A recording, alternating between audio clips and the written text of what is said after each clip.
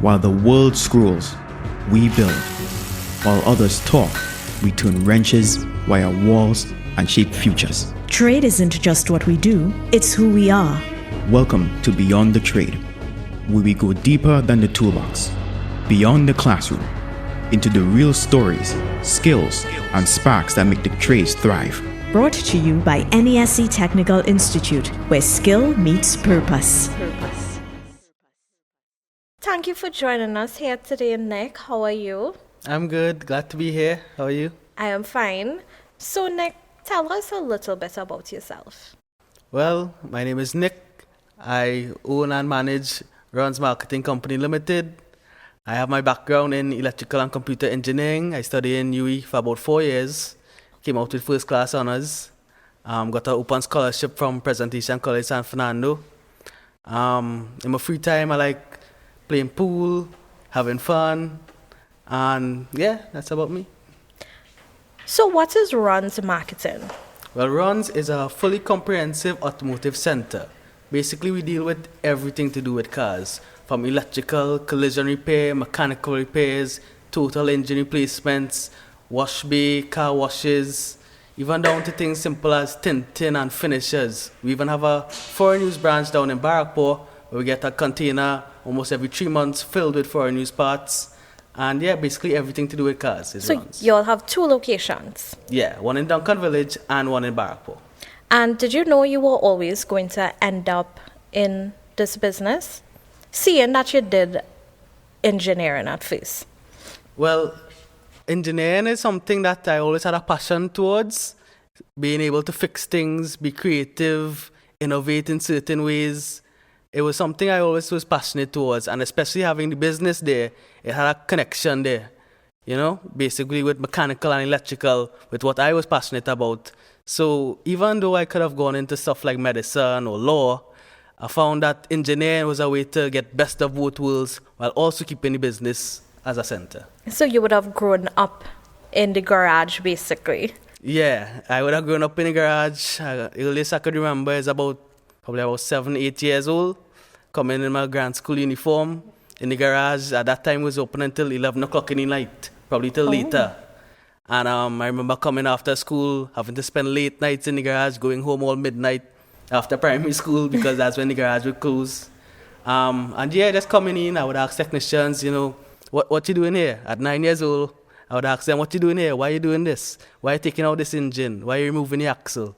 And, you know, I would see on their face, they was like, you know, this 9-year-old asking me about such complicated things, but they would never hesitate to give me a good answer. And I feel it's that curiosity that led me to where I am now. You would have been around more hands-on experience versus formal education. Right, yeah. Well, basically, the hands-on experience, yes, that is important. Understanding how the machine works. You get to see the specs, you get to feel the torque, all the calibrations, but formal education as well. Understanding how the machine works, understanding how systems work together and link together. That is also very important, especially when you're troubleshooting and diagnosing. It's all about combining the formal education with the practical knowledge to get a good solution, and it helps you to more innovate rather than imitate, you know? How important would you say formal technical training is, like what NESC is offering in the field of automotive? I would say that's something actually very important, actually getting the exposure out there. Because when you think of it, a lot of young people who are passionate about automotive, they don't really get the opportunity to go into a fully formed garage as a trainee, not knowing anything. That's very rare. And even as well, they may not have any mentors such as uncles who are automotive technicians, but they are passionate. So having a start here, like what you all offer at NESC, is a very good thing and will help the field a lot, making new members of the field. And you would have some of our past students working with you. Yes. A good few NESC students pass through the garage. And are they not the best? Yeah, they are the best. And we would see you quite a lot on social media promoting your business. So what tips would you give to young technicians about using social media to build their personal brand and branch off on their own? Well, social media is a tool. I feel we could all see has been very effective in all sorts of businesses, right? So social media, the main thing about it is to start. A lot of people think I have to be perfect. I need to get this right, that right. I need to get everything right before I start making a single video. That's not the case. You want to start with whatever you have. I started with a phone with a broken screen and $100 mic. And I couldn't talk too loud because the sound would pop in the mic. And if you watch some of my older videos, you would see that. So basically, whatever you have, you can start and relate to the people. Relate to them, talk to them, realize that it's more of a friendship, a community you're trying to build with the people watching. And at Runs, you'll offer multiple services, right? What are some of the services that you'll offer? Well, we offer basically everything to do with cars, such as mechanical, electrical repairs, suspension repairs, collision repairs, bodywork, vehicle rentals. We have a foreign location in Barrackpore. We have a parts department upstairs. We do car washes, under washes, engine washes, tinting. I'm sure I'm leaving out some stuff, but we basically do everything with cars. And what is the hardest part about scaling an automotive business? Well, the hardest part is really understanding how to scale it and where you want to invest the funds. If you have opportunities to invest in multiple places, you can do that. But it's all about taking a calculated risk. You don't just want to go into something thinking it will work. And that's what we do at Runs. Everything we do is calculated, and we don't just go into something thinking it may work. We spend time, we think about it, and every idea we have, we enlist the values that we have at Runs: quality, craftsmanship, and customer service. That's what we do. Seeing how the automotive industry involving with hybrids and electric cars, how do you see this trade evolving in, let's say, 5, 10, 15 years? Right. So in the next 5, 10, 15 years, well, just take a look at what happened in the last 15 years. How cars transformed. We saw a big jump from purely mechanical to be purely electric. And basically hybrid, everything in between. So it's basically the ones who have technical knowledge, not just about the mechanics, but about diagnosing, troubleshooting, using scan tools, oscilloscopes, different testers, more advanced equipment. It's those technicians who could combine the two, mechanical and that new advanced technology. They will be the ones who will be the future in the automotive. Yeah. What do you think are some misconceptions that people may have about the automotive industry? Well, one misconception I find a lot of people may have is that it's all just grease and grime. That's not the case. Automotive work has been evolving to be a lot more analytical, a lot more computerized, a lot more troubleshooting digitally. Before you even get your hands dirty, you can figure out what's going on with a car. So it's not just all grease and grime. It has multiple aspects. Even customer service is another aspect of the whole automotive center. And you can try your hand in multiple aspects, and you can see how it goes. So we talk about the hands-on part about it, but you mentioned the analytical part. So that's more like computer literacy, basically. And how important do you think it is for someone to be computer literate these days? Well, as you can see, it's evolving. We have tons of scan tools, tons of oscilloscopes, a lot more automotive equipment that we didn't have about 20, 30 years ago. And now we can see that automotive equipment, if you don't know how to use it, you could be in a world of hurt in terms of diagnosing and troubleshooting and even repairing some of those vehicles. Those newer vehicles, you need to be able to use those tools. And also you mentioned the importance of customer service. What does that mean to you, customer service? Well, customer service is one of the main things we focus on at Runs. Making the customers happy, making sure they know their vehicle is taken care of, making it a hassle-free experience. All that is part of the automotive experience. And I wish a lot more automotive personnel would also take notes of that. Customer service, your customers are your lifeline. That is what drives a business. If you don't treat them well, they won't treat you well, they may not come back. So at Runs, one of our main goals is that customer service. And here at NESC, we have a lot of female students in our automotive programs. Do you all at Runs have female workers? Yes, we do actually have female workers, both in the parts department, in administrative. We have female workers even at the Barrackpore location. And those are the ones that help actually put the books in order, who actually move the accounts forward, who actually place the orders on time. It may seem like a simple thing, But having that female presence to actually get that ball rolling, and especially talking to customers, one of our main customer representatives is a female. They really know how to relate to the person, how to talk to them, and sometimes even better than the men. And what would you say to encourage more females to get into this field? I would say, as I said, it's not just grease and grime. So if any females were to think, I'm going to get greasy and oily every day I go to work, and they don't like that, it doesn't need to be like that. Most of the automotive is like electrical work. It may be scanning, it may be diagnosing, troubleshooting, running tests. Sometimes you don't even need to get your hands dirty to figure out what's going on with a vehicle. A common misconception is that women don't know a lot about cars. But I have interacted with a lot of students, and they hold their own as much as the boys. Yeah. If they know even better. Yeah, and I could agree with that because it's so easy to learn from social media, from YouTube, that it's not really a guy's thing anymore. Yeah. You don't have to go by a guy and tell them, right, so how do I do this? Any girl or any guy could go on the internet and search up how to do something and learn about it, learn how the engine works, learn everything about it. So yeah, it's definitely not a gender thing. So what advice you would give to our automotive students that would like to excel in this field? Well, I would say, one, be passionate about it. And if they are at NESC, I would assume they already are passionate about it. And two, try out different things. You know, automotive is a broad field. You want to try out electrical, you want to try out mechanical, you want to even try out customer service. It's a broad field that you could get exposure to in many different ways. And two, well, I think three. And three, that doing different things, electrical, mechanical, all that could come together and you could get a better understanding of how a whole vehicle works rather than just being a mechanic or just being an electrical, you know.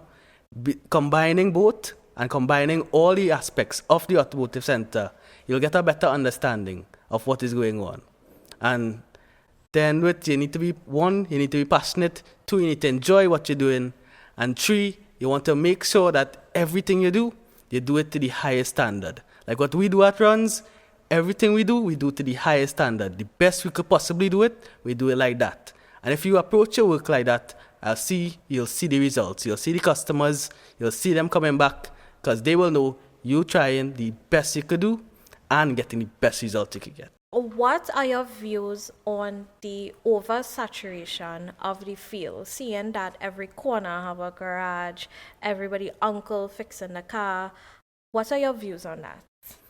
Well, of course, there are a lot of automotive garages all over. And of course, as you said, there are a lot of people doing it by themselves. But what can really set you apart is, while understanding everything is important, if you can specialize in that one thing. Some people specialize in electrical, some people specialize in hybrid, some people specialize in even just mechanical, but they're very good at it.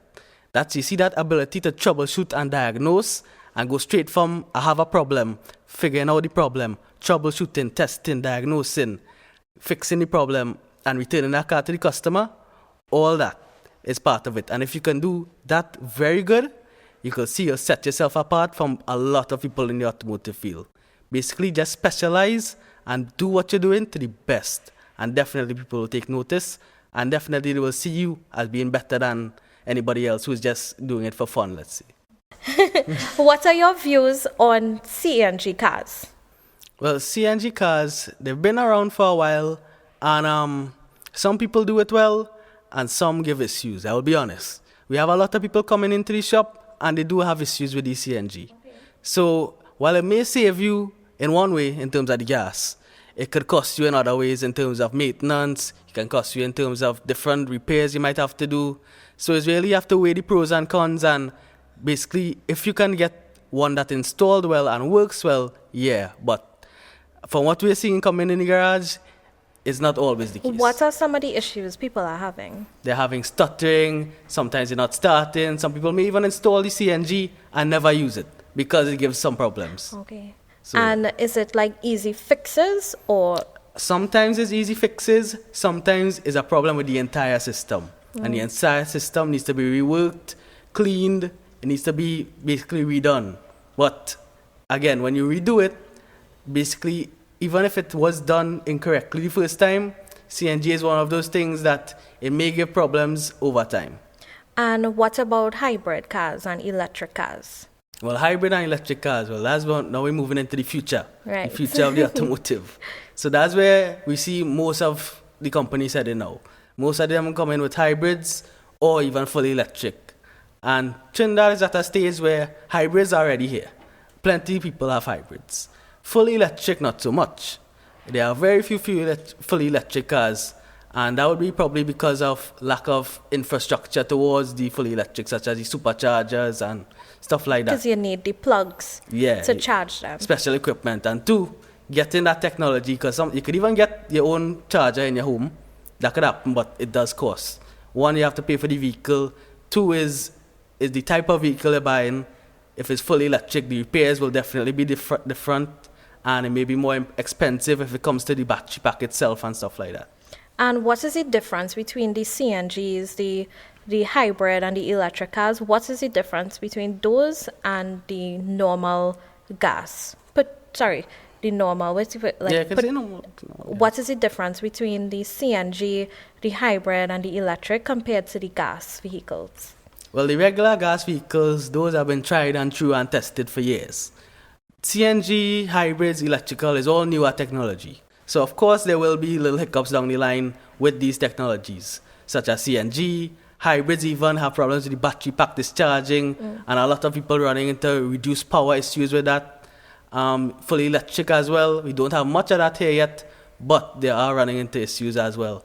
But over time, I believe they may iron out, and between the CNG, hybrid, and fully electric, we'll see over time who takes the crown between them. So you do see in the future one of those three vehicles taking the lead? Yeah, I would say definitely lean into more hybrid and electric cars in the future. But of course, everybody loves their gas car and that exhaust. And so the gas cars are not going anywhere anytime soon. But the overall consumer market will definitely probably shift to more hybrids for gas mileage and other reasons such as that. And in terms of environmental, is the hybrid better for the environment or the CNG better for the environment? Or is it the gasoline? Well, I would say definitely that's a debate that was sparking across the whole world, right? So everybody have their own views on electrical. Well, definitely get electricity, but you get electricity from the fossil fuels, the same way you get the gas from the ground. So it's basically using up same resources, but in different ways you're using them. So I say it depends on how you look at it, which way you see it falling. And in terms of gas mileage, would you say that the hybrids are better than the gasoline? Yeah, well, for sure, gas mileage, the hybrids will be better because they have two sources of propulsion, the battery and the engine. Okay. So they have stuff like regenerative braking, all that to help charge battery and reduce that gas mileage. And I think now it have different types of hybrids, like mild hybrids and fully hybrids. Yeah, there are different types of hybrids. So it depends on which one you're getting, which one will be more suitable for your daily driver, and you'll see how much gas you'll be saving. You will save gas, but it'll depend on which kind you get. Okay. Nick, what is your dream car? Well, to be honest, I don't have a specific dream car. I really like a few, such as the new Skylines, even the older Skylines. In terms of something for a daily driver, I like the Toyota Prado, the new ones. Those ones drive really well. I would say, of course, everybody likes the supercars and the fast cars as well. But Trinidad roads are not built for that. No. we all know that. Right? But so those vehicles will give you a comfortable ride is what I like as well as one that you could take on the track and really have some fun with. And do you go on the track and race?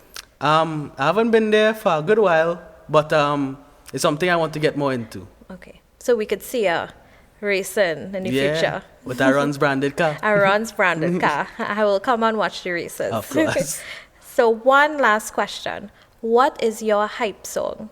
When in the future, when you're in your race car and you're on the track, what playing? I have a few hype songs. Well, one, I didn't really choose it. It was more given to me. For different accomplishments I had, they would obviously play this song. It was called Champion by DJ Bravo. That's know? an interesting one. Yeah, that's the song that every time I accomplish something, somebody in the family say, Nico, the champion. Well, thank you so much, Nick, for joining us. You are truly a champion. Thank you for having me.